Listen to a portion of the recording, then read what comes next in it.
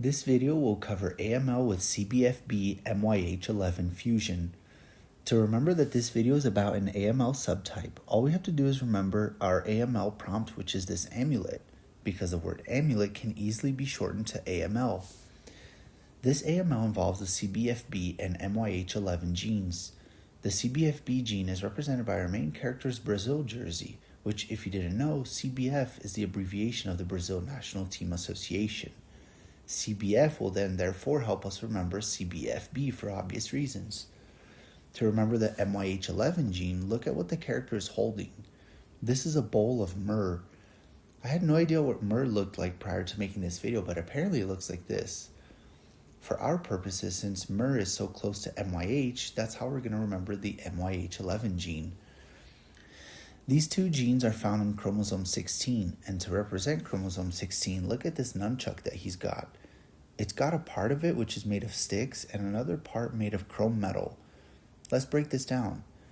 Since this character is a teenager, and we're going to say he's about 16 years old, and he has this weapon here made of sticks, we're going to remember this refers to chromosome 16.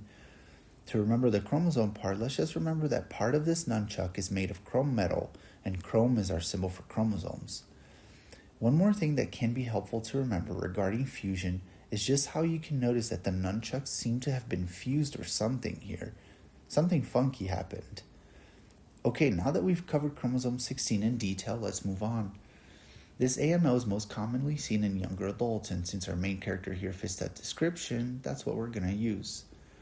The blasts in this AML demonstrate myelomonocytic differentiation. Our symbol for myelocytes is an apple because myelo in Greek means apple and myelo sounds close to myelo.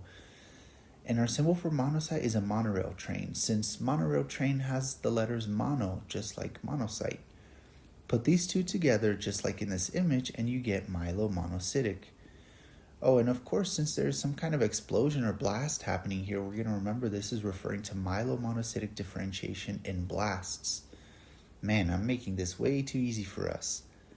This AML also has some characteristically abnormal eosinophils which show large basophilic granules that stain with alpha-naphthoacetate esterase, more commonly known as nonspecific esterase or NSE.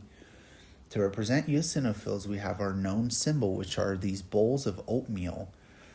Oatmeal sounds similar to eosinophil, and since this oatmeal even has some raspberries on it, we can remember the eosinophilic granules. Okay, but notice who is eating the oatmeal. It's that famous music group called NSYNC. NSYNC is going to clue us into NSC, since they sound alike. And since they're eating the oatmeal, we'll remember that the abnormal eosinophils stain with NSC.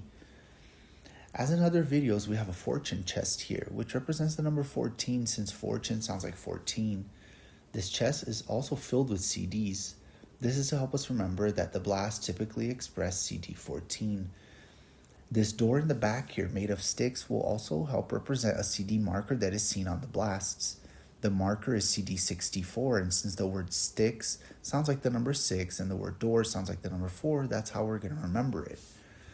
The last CD marker to cover is CD11B. It is also expected to be expressed on these blasts, and we're going to remember it by this leather bonnet he's wearing. The word leather sounds similar to the number 11, and bonnet starts with a B. Put those together and we will remember CD11B.